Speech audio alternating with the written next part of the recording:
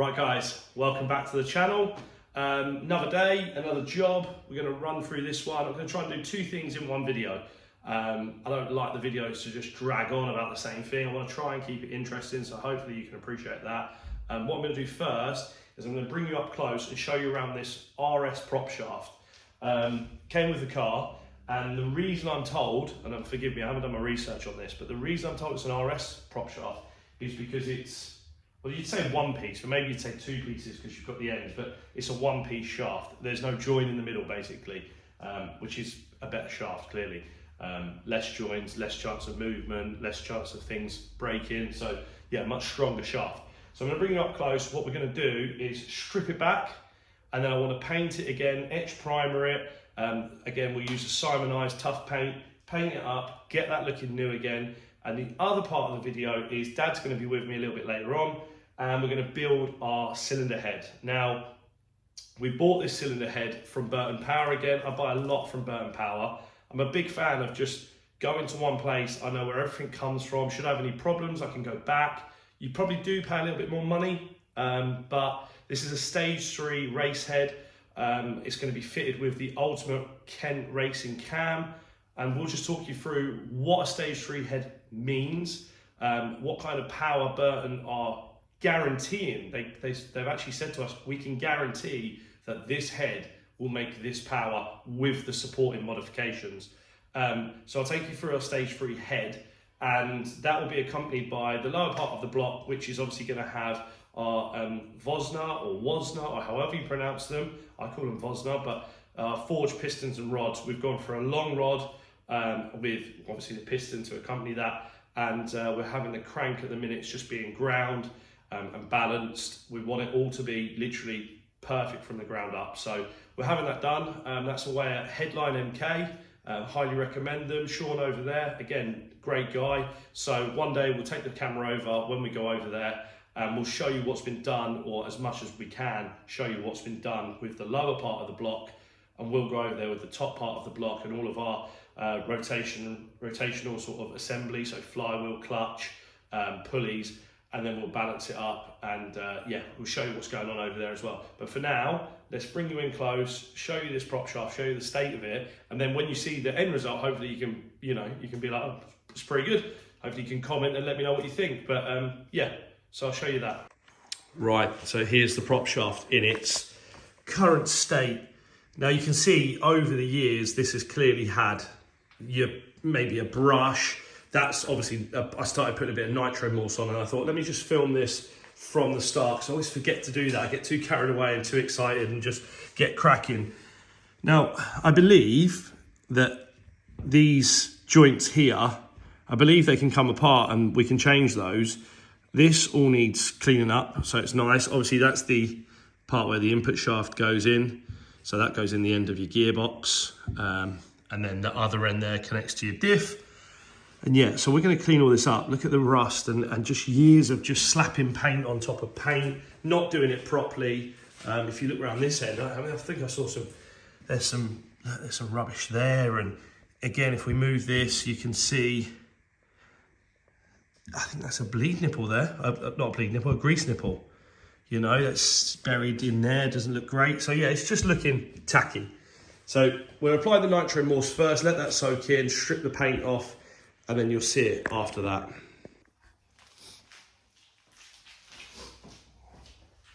So I've just got like an old detailing brush here, and you get this little pot that comes with nitro mousse. I did have gloves on, should have gloves on.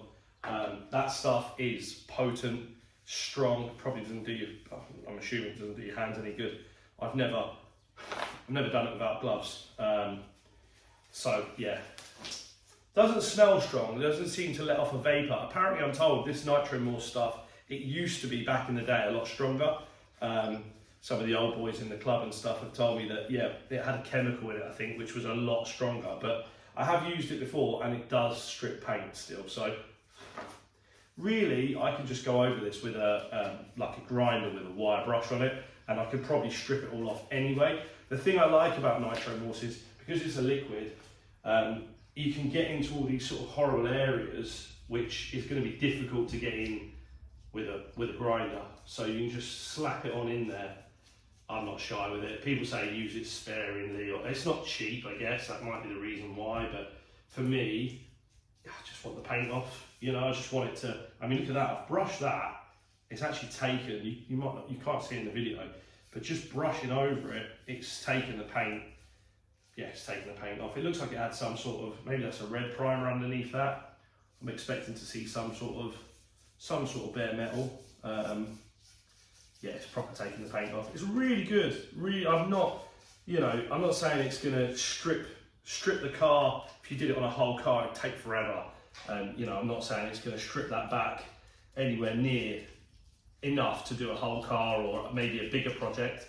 But stuff like this, when you're doing the 5-link kit, which hopefully you've seen in our previous video, the outcome of that, it does really work, you know. It's quite a gloopy, yeah, weird, like, consistency, almost looks metallic. Does smell a little bit when you first pour it out. I'm sure everyone's going to tell me that I should be wearing some sort of breathable mask, but yeah, look at that. It's a weird, like, metallic-y kind of substance. It's thick stuff, but we just apply it on and then we'll let it do its thing. It's helping us at the end of the day. Even if it doesn't do everything, it's gonna make a difference. So hopefully it won't take as long. There we go. I'm gonna pause it there. I'll catch up with you guys in a bit. The other one's charged, isn't it?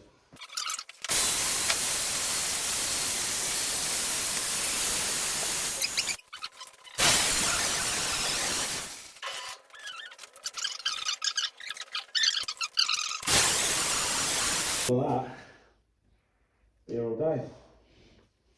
So it's coming off.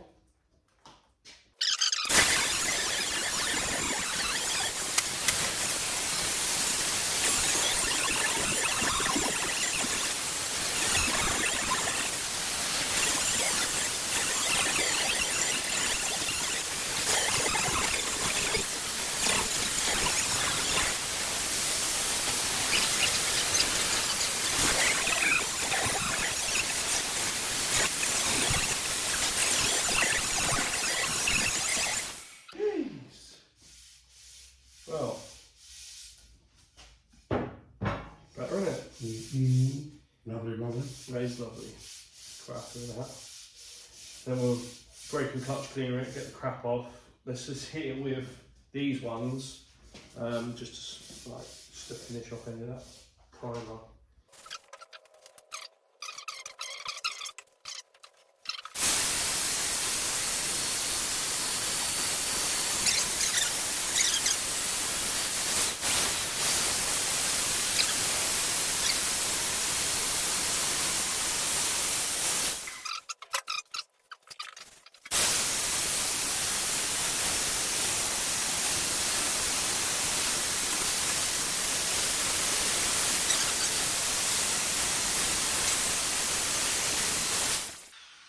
Yeah.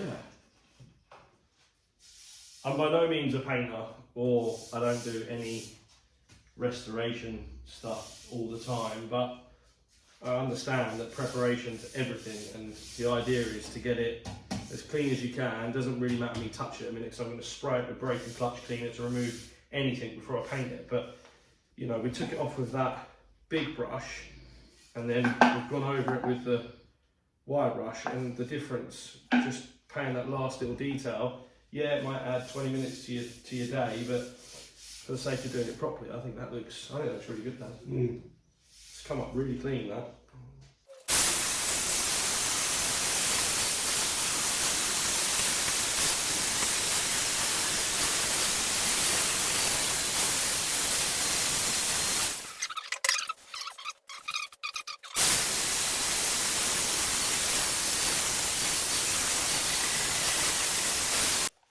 Right guys, so what I'm going to do now that we've spent all of our time getting it back with the grinder with the wheel and then going over it with the wire brush to try and get this nice finish, I've just got my spray can here, and all it's got in it is brake and clutch cleaner.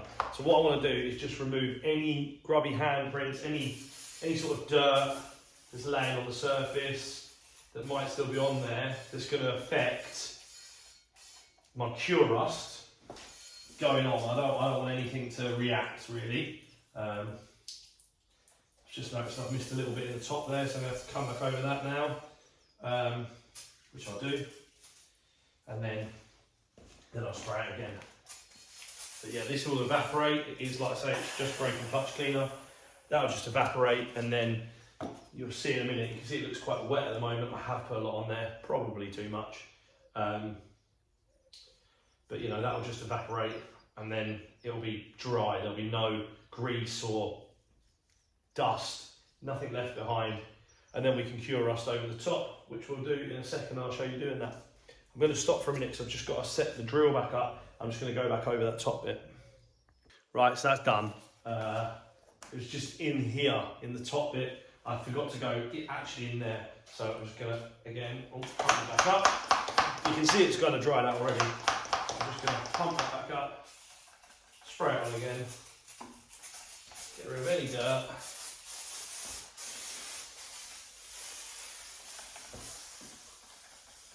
There we go. Don't really want to be touching this afterwards, but so that's good. Just let that evaporate again. And then we're going to paint our cure rust on. I go through brushes for this cure rust. Like, yeah, some people say it doesn't work. I can kind of understand the reasoning both ways, but I guess if it's not doing any harm, yeah, I mean, it does cost a little bit of money, but it's not going to make anything any worse. So in that respect, I don't mind using it, but it does give it like a nice finish. It will run, obviously gravity, so it will run, and it's not a particularly thick product, but I just touch up the ends, and look, at the end of the day, you're going to get pit in. I've done my absolute utmost to really clean it as best I can. If this even just does take that surface rust and turn it hard or whatever it's supposed to do, I know that that piece of metal is solid because I've stripped it right the way back now. So I know there's no nasties underneath it, nothing that I'm going to, you know, drive down the road and it's going to snap because someone's bodged a weld or done something there. So in that respect, I'm happy. I'll put this on. And then I'll give it some etch primer and some paint, and hopefully you'll see the end product, and you know, hopefully you'll like it. But yeah, I'll just do the cure rust, leave this rolling in the background, and then we'll come back to it and do some etch primer in, and you'll just hopefully just keep seeing it transform. I don't know if you can see it too well from there. You can see it. It's hard to get the light and everything right there, but yeah, that's sort of, that's dried out, looks pretty good. So I'll crack on. I just pour into like lids of spray bottles so you don't contaminate the actual main pot. So you want to keep that pot clean and then pour out. You don't need a lot, just pour out a bit in there like that. Put the lid back on. And then yeah, unfortunately that's what I'm left with all the brushes I've used. But it'll do the trick. And then this will turn black, which is the sign that it's done.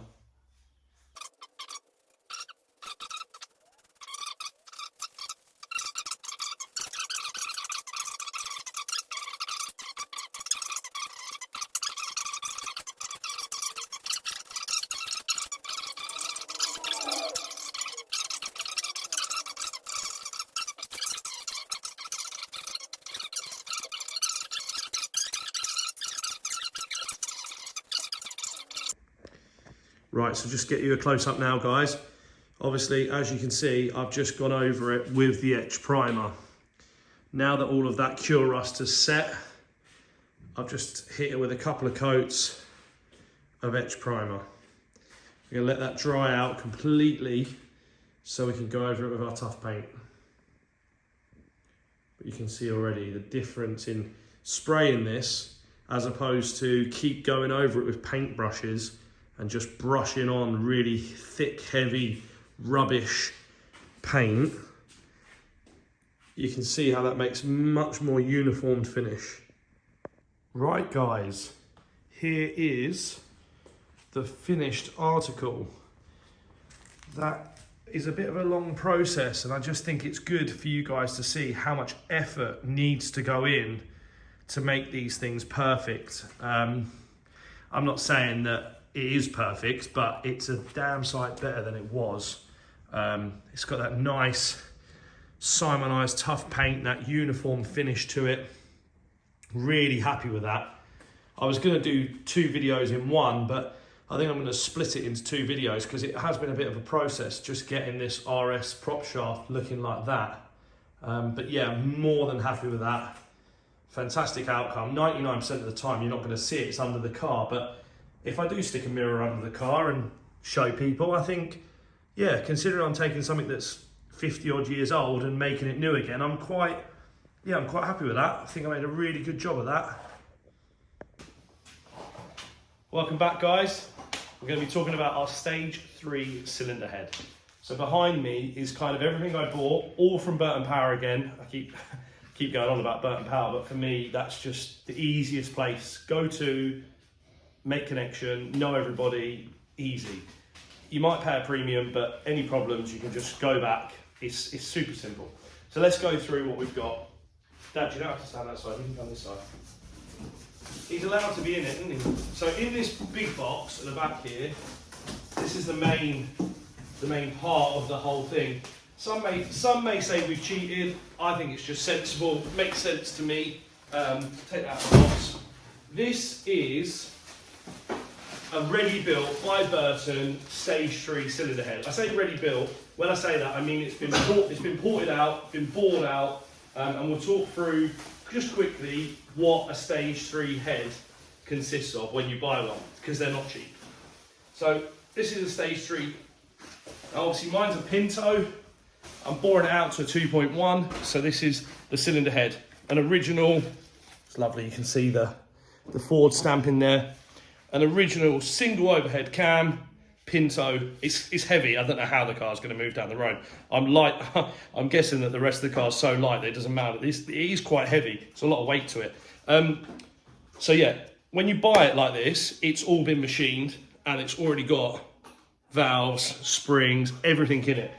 So being a stage 3, all I'm assuming, Dad, and I'm assuming because I don't actually know, because I've never built one of these before and I've never owned one before, but being a stage 3, what I'm told is it's all to do with the size of the valves, size of the springs, and then how much they bore out these ports, if you like, on each side. Obviously one side's your inlet, one side's your exhaust. I think this is your inlet side, isn't it, Dad? Yeah, for the flow. For the flow. So they bore all of this out. It's super, super smooth. It's lovely. Such a good job. So what I'm going to do is I'm going to come and bring you in and just show you around the cylinder head and show you everything I bought in one hit. Right, so bringing you in close, just so you can have a look around this cylinder head. So we put the towel down to keep everything super, super clean when you're building engines. But yeah, I mean, look at this. So smooth. I think it's really well done. Looks neat and tidy in there. Yeah, I think it's a really good job. And the beauty of it is we can build it up, put our cam in. They do offer a service where you can buy it just complete, cams in it, followers in it. But when I say everything's brand new, do you know where that spray bar went, Jono? Oh, it's in there. I'll show you in a second, but I've got, these are my exhaust and inlet studs and nuts for that. I've got, that looks like a rear main. I've got a rear main there. That's a flywheel bolt kit. Obviously, I don't need all of this right now, but everything is brand new. Got a new oil spray bar, which sits on the top here. And then they offer these pulleys, billet aluminium pulleys. So I've got cam pulley, timing belt kit there. Again, we don't need that yet, so the other end's back.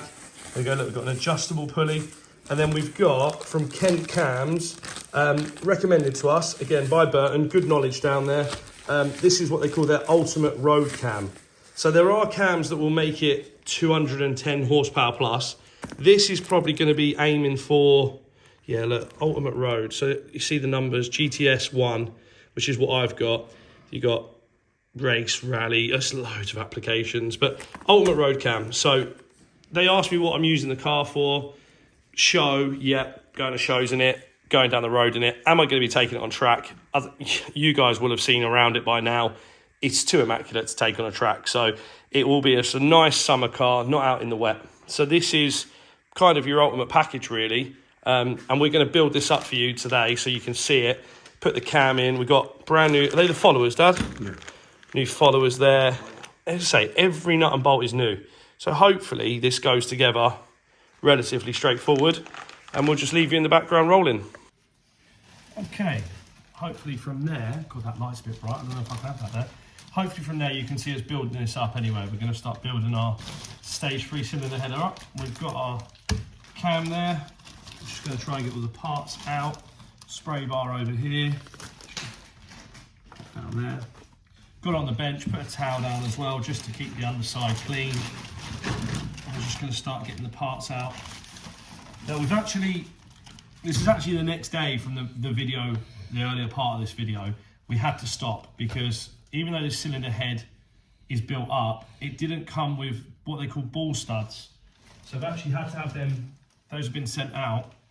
There they are. These are also, I've been informed, these are extra long ball studs. Because of the type of cam I'm using, the original ball studs that would have been in the original head or standard ones are too short, so these are extra long ball studs. So we're using those. And we didn't have a locker for the cam end. So we've got that as well. Dad, what have we got here that we need? Don't need that, do we? That's a rear main, I think. So we won't be needing that. We've got to put the old cylinder on the front. Okay, there are flywheel bolts. Let's just pop behind us what we don't not using. So we're not using that.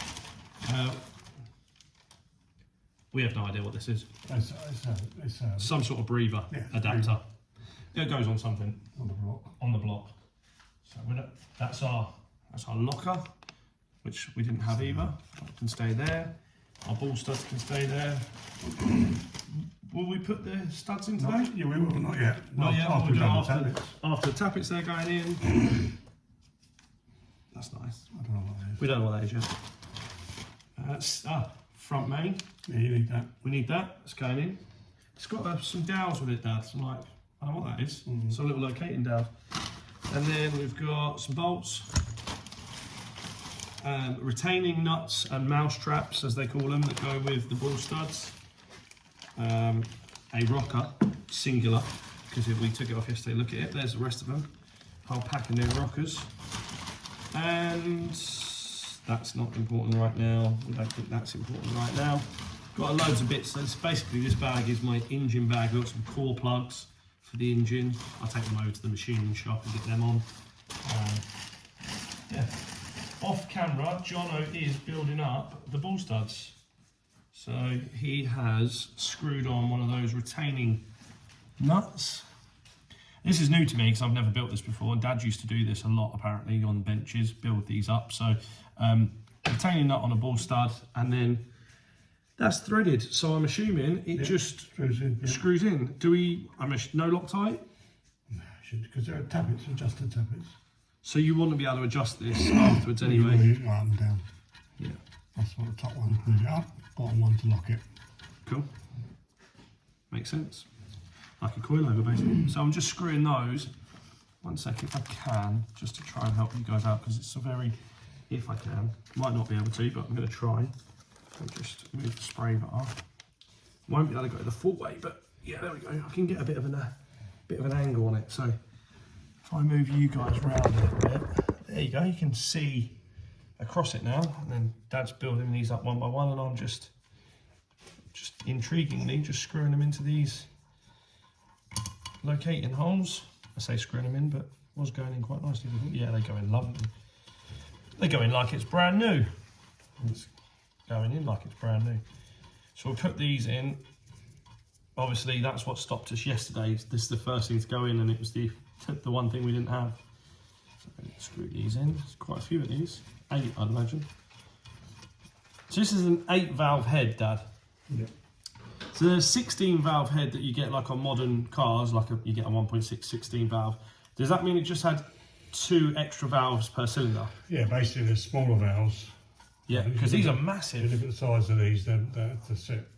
They're and these the size. These have been uprated, so I'm guessing the strength of these have been uprated to take the extra power. Springs. So the springs. Sorry, I'm pointing and not explaining, but yeah, the springs are uprated springs and collets and Christ knows what else, all uprated.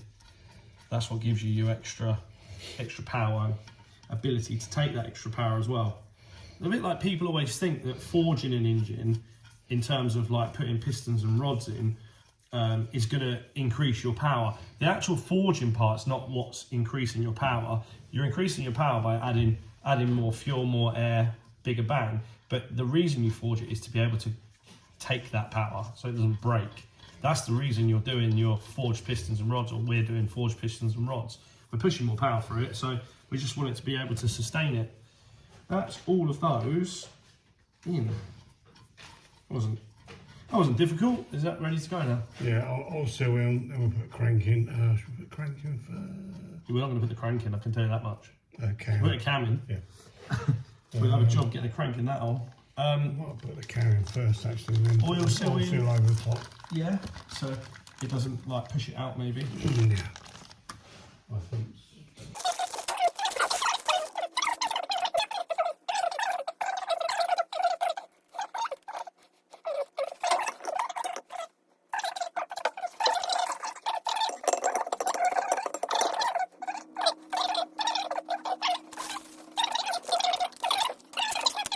Might be 10 mil, I don't know.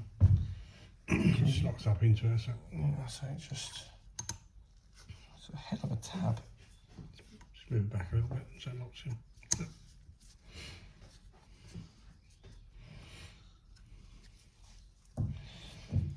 Any chance of getting just a little socket, Dad, rather than a spanner? Yeah, to make sure the 10s. Okay, wait, I'll tell you now. They've modified them to 10s now.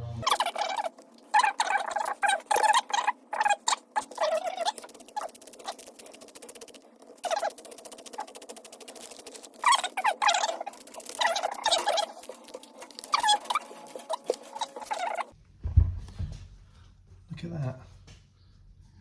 Free as a bird. Shall I put the seal in the other end, shall I? Yeah, you can do. Yeah, I'll get a bit of lubrication on that, and I shall put that in.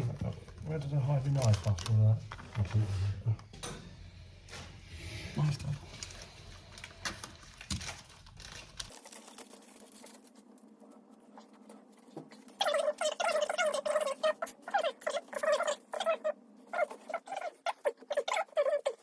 I just paused it there to bring you in close so you can see what we're doing here. So this is what they call retaining them. they're retainers, but they call them mouse traps. I mean, you can kind of see why they'd call it a mouse trap. You got this part. So basically, we'll work on one that you can really see. I'm going to use this one I can see here. There's a cutout underneath. There's like a nut thread head, and then underneath there's a little cutaway. These then slop over the top of the ball. They will sit there, but don't get it wrong. They don't sit there. It's too high up. They come down. They're a bit harder to get on, so you'll notice there's pressure, and they clip in that little recess there. And then they sit round the other way, in like that, face inwards, and then this particular part, if you put it in first, I don't know if, I can't remember, we've just done the other one, well I can, but I don't think it matters. Yeah. Put it in like that, so it like sits on it, yeah, so it's hanging there. Get your follower, obviously self-explanatory, ball bearing end, go around the round end, and the other ends go on the top of the valve. Put it in place, so rest it on top of the valve, and rest that there on top of that ball joint, ball stud on top, and then you pull this up it like a spring, and there's a cutout in the top. Where's that? Where's another one? So I'll just grab another one just so I can show you what I mean, because I'm not going to move the camera around. In these followers, there is a cutout in the top, cutaway, little slit. See? Just there. That is where you want this to locate. So you kind of just pull it up, spring, there's a lot of tension, and then I'm not using any tools, I'm just getting my fingers under it, ouch, and then clip, and it clips in, and that is holding that in there firm now. So if I can, without damaging too much, I can just kind of bring you in so you can see that. You can see how that's now in the slot, how that all works, and you just got to repeat that process for all 8 of them.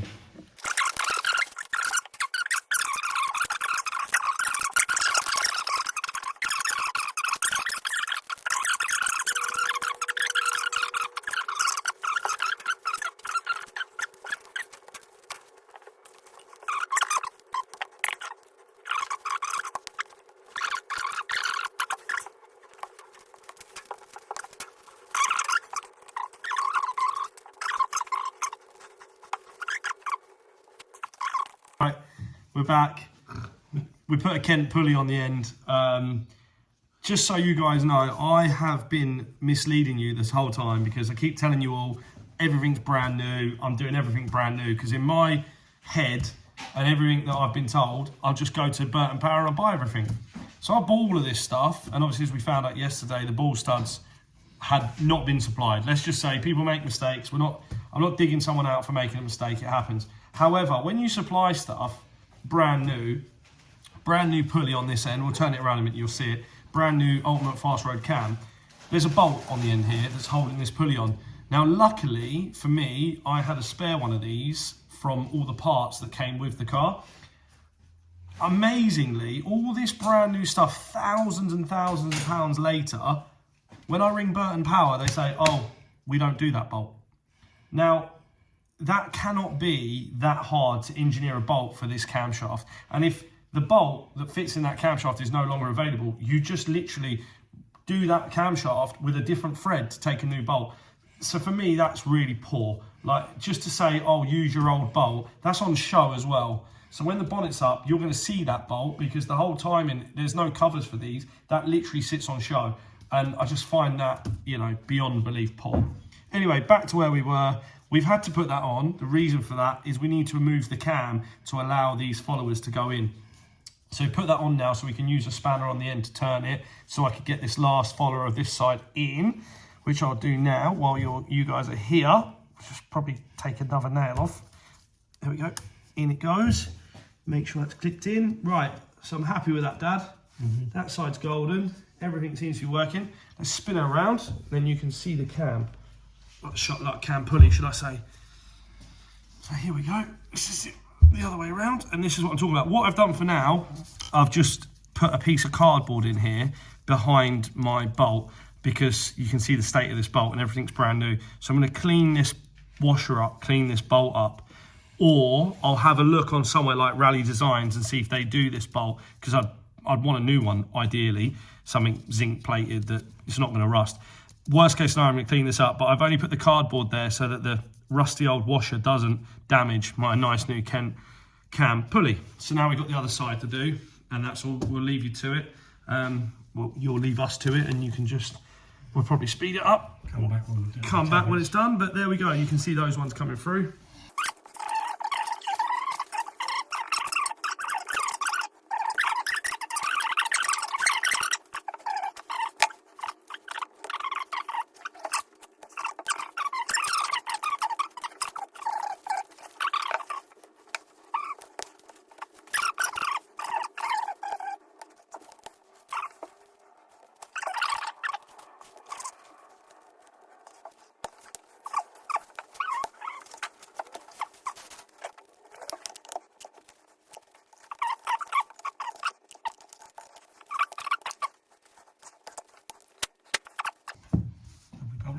Lovely.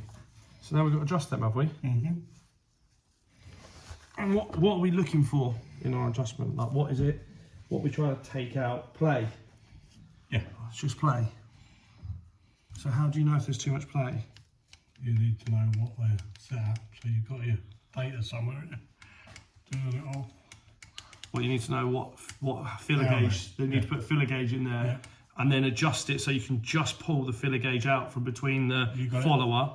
And does that have to be when the cam's in a certain position? Yeah, it's got to be number one, so they'll both be up. Yeah, and then adjust. And then adjust 3, 4, 2. Okay, sweet. Let's do that. Right, so it's going to be hard to film this, but basically what we're doing is we've adjusted all of these in here, these ball studs. So the retaining nut we've taken all the way up. I'll just bring you around so you can see. Hope you can see that. So the retaining nut we've taken all the way up, and then we've adjusted with a thin, I've used a 16, it could be a 15, but just adjusted them all the way down as low as they could go. And then we've turned, put some oil on there. We've put the blocks of wood there to lift it up so that the valves aren't going to be touching anything. Then we've turned the engine, well, not the engine, but turned the head over just to make sure that it turns fully, which it does. Everything's brand new, so it's tight apart from bolts that we know we can't get. Everything's brand new. So now we're going to adjust it. So to adjust it, we start with, is this cylinder 1? Yep. Because it's nearest the pulley. Yep. So cylinder 1, we get these two as they're facing. As you can see, they've both got to be up Their highest point. at their highest point. And then we put the feeler gauge in and we adjust. We found out that inlet side is 0.08 and exhaust side is 0.010. So 8 and 10 basically. For the cam's important. Those clearances and tolerances won't be the same depending on cams. So that's where we're at. So I'm gonna sit you back down and then I'm gonna crack on with adjusting these with the feeler gauge. If they're not too long. If they're not too long, as Dad says.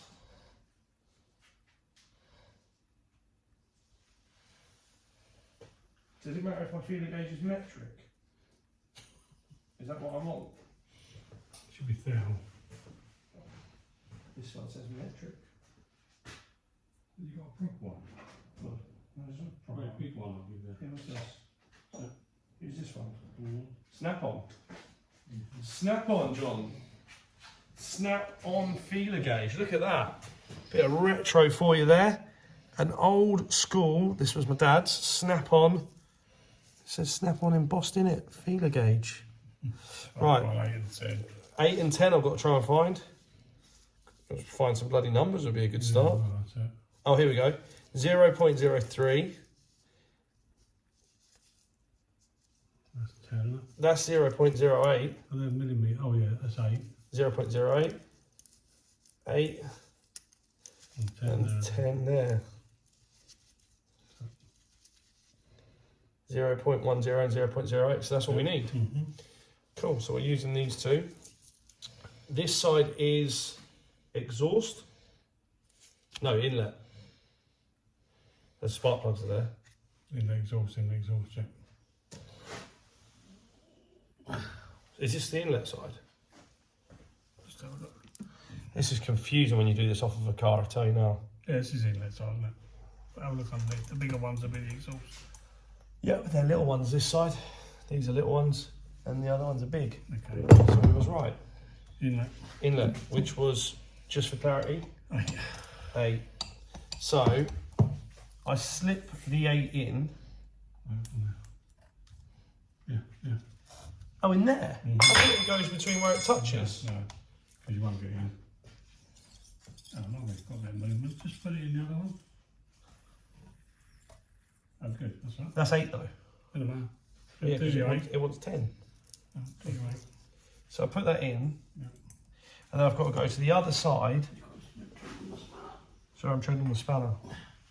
And you want it to just nip on it. Yeah, just move it up. Okay, cool.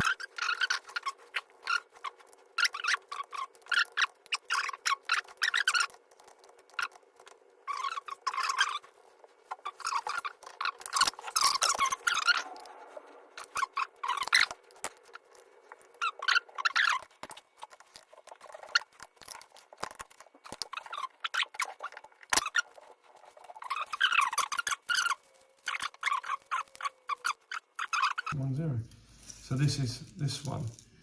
Yeah, just even both out. And I can't because it goes all funny. loosen it.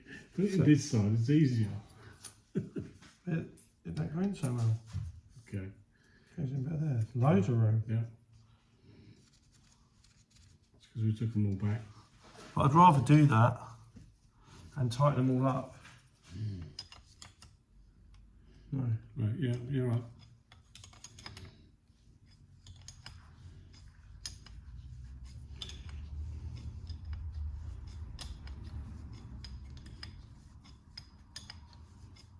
So I was just a bit worried they were too long. I don't think they are. A bit like the studs. Yeah. That's for another video. We'll explain what happened there. Just start the touch now.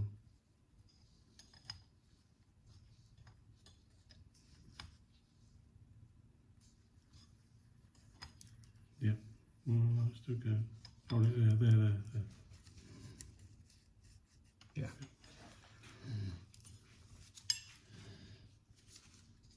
Look how far that's to come out. Yeah, that's good because we were being over cautious, which was fine. I like being over cautious, Dad. Before I fully send it.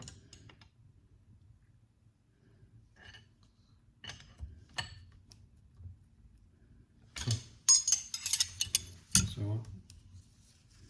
Yeah, it's nice. Well, not going to bang about in there, is it?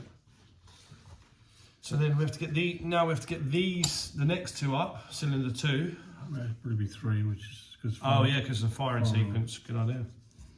So should be those 2 there. Yeah, good, didn't they? Mm-hmm. Cool. Well, I might as well do. Do where you want. Is that the 10? Yeah, that's exhaust. So I might as well do that one because I've got the 10 out. Cool. Bloody hell. Let's get a bus through there. It's pretty.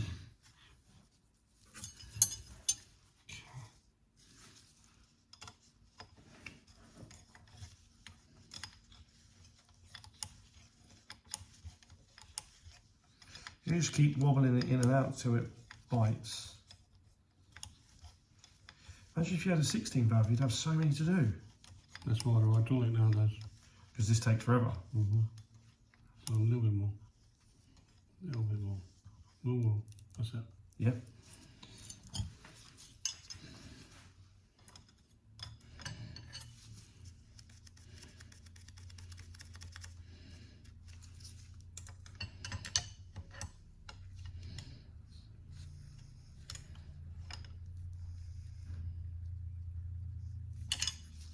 Cool. A bit loose. Loosen that when you tighten it.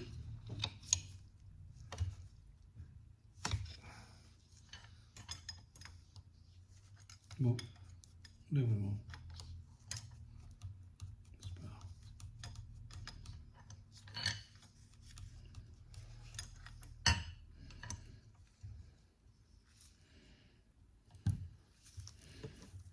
That one's gone tight. It's gone tight now. It's gone tight. Gone the opposite way.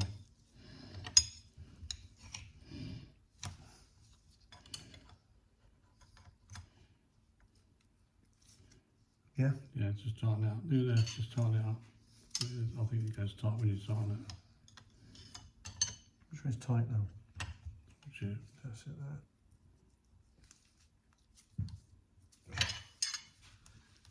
yeah, I think that's right. So, yeah, grabbing on it, right? Yep. Yeah.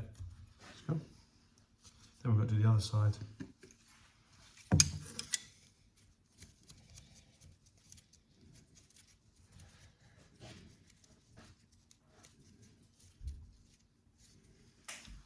Quality. That one's done. That one's where it wants to be. Hello. Hello. You right? Yeah, you? Do you want to come and see our cylinder head? Yeah. Yep. We're doing something very technical. I was going to see if Dad wants to see. You'll always have a tea, that's what I'll say. I said about my call. Yeah, please. So I just spoke to this Hang on, it's on video. Don't want. It's on video. Don't know. We'll come back to it. Right, on to 4. 4. Fire order should be 1, 3, 4, 2. 2. That's it? Is it? Yep, that's Yeah. good. Cool. So, it's mentally draining doing this, like you have to keep reminding yourselves what you're doing. So, this is exhaust, this is inlet. Other way round. Is it? Yeah, this is inlet, this is exhaust. Oh, right, sorry, you're right, I'm wrong. This is exhaust, yeah. Is it? Yeah, exhaust. Bloody confusing. Yeah, it is. No, this is inlet this side. You're right, this is inlet. No, Yeah, these are smaller valves. I hope you haven't got that wrong. Big valves are there, small valves are this side. big valves are exhaust. Yeah, they're at the back. Small valves are in there. Yeah, that's just at the front. Oh, but the inlet's this side. Inlet, exhaust, inlet, exhaust, inlet, exhaust. Exhaust, these are facing us. If you're saying the big ones. No, I got it wrong. Exhaust, small one. Inlet, big one. John Boy. Sorry, But that's going to affect. everything. Let's start. We'll carry on this one. We'll go back. So inlet, exhaust. I thought we were doing inlet, exhaust. But no one. Right, so what does the inlet got to be? 8. And exhaust is 10. And yeah. Okay. That's the Inlet. Yeah. Cool. I'll speed the whole video up. I won't talk shit over this because we ain't got a fucking clue what we're doing. Fucking easier, innit? I'll just speed it up and say, do it to this. Jesus Christ, Dad.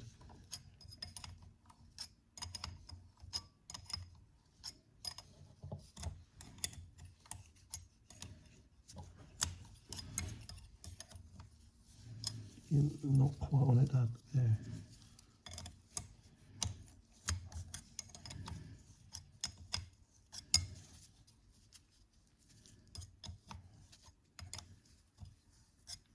Hang on, hang on. Let's just turn this off.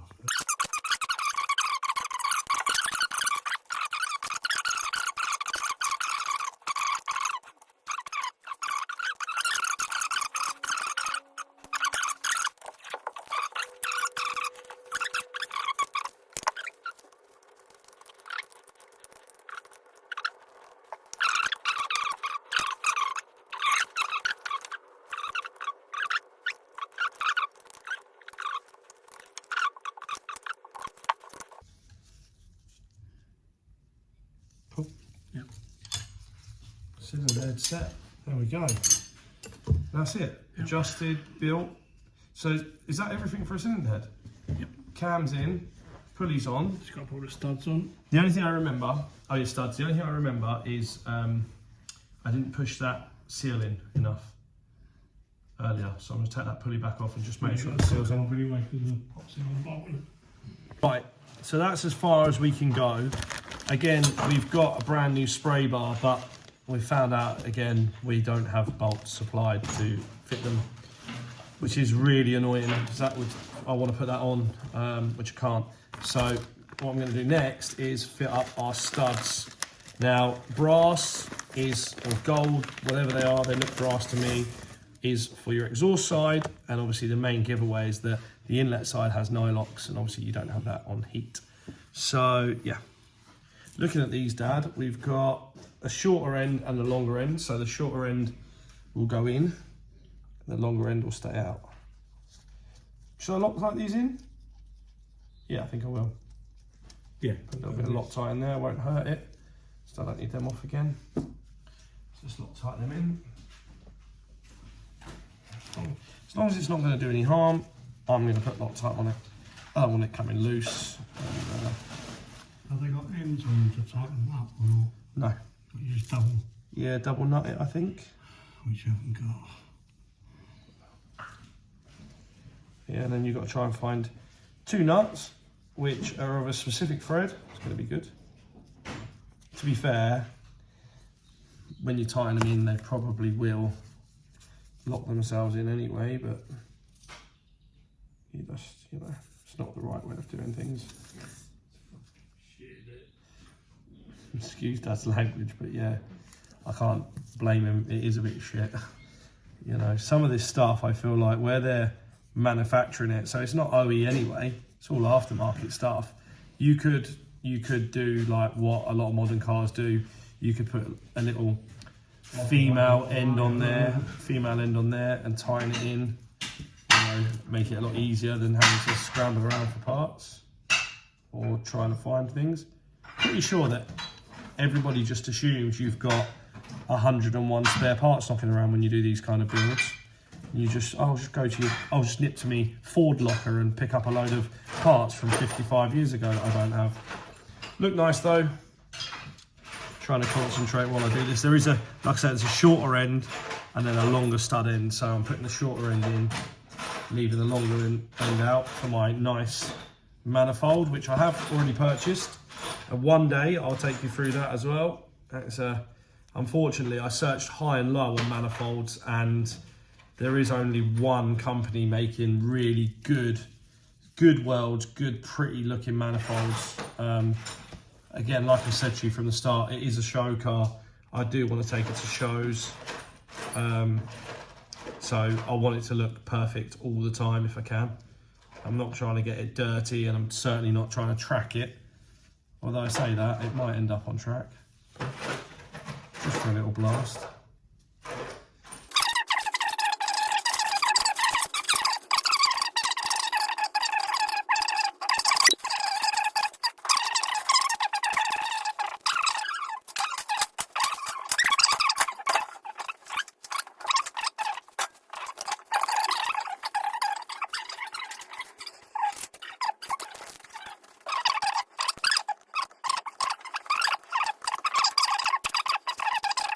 Those brass nuts look nice. The exhaust is going to look nice. And you're not going to sit there and watch me tighten all these up, so I'll fast forward this bit, but I'll just...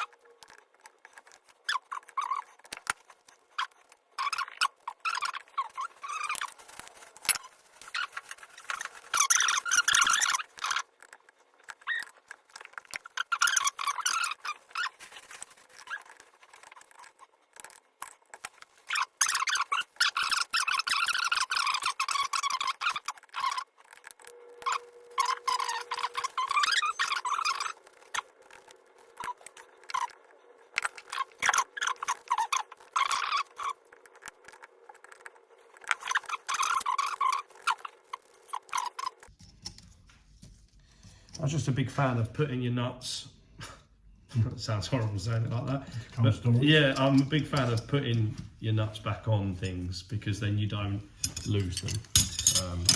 You sort of come to it. Same as when I build anything now, try to either label everything, or if I'm taking something off, put the nut with it, or the nut and the bolts with it, and then you know exactly where they are. Okay, this side. It's a big old heavy lump. It's going to have to be a real powerful car, Dad. No. It's heavy. The car's not, but that is. Going to be some serious weight in that engine.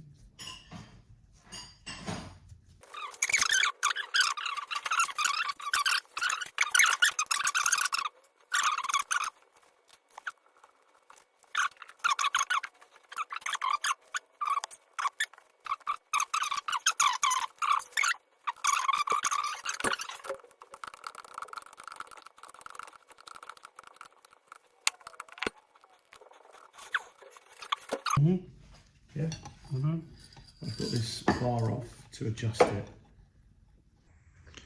Right guys, there is our stage 3 cylinder head all completed. All the studs are in, our fast ultimate road cam is in there. All the valves have been, tappets have been adjusted. And then if we spin you around to the side here, you can see our nice new bolt in the end, which looks so much better. There was our old mocked up one. Now Burton Power did also supply me a bolt. They supply it like that, which has got sort of an Allen key head to it, which is fine. It's got the right spacer and stuff on it. I just personally prefer a good old fashioned head on the bolt. I think that looks better, and it's zinc plated as well, which just looks nicer for me. There you go, there's the studs for the exhaust. And that's it, that completes our stage 3 head. Please like and subscribe and follow us for the next video.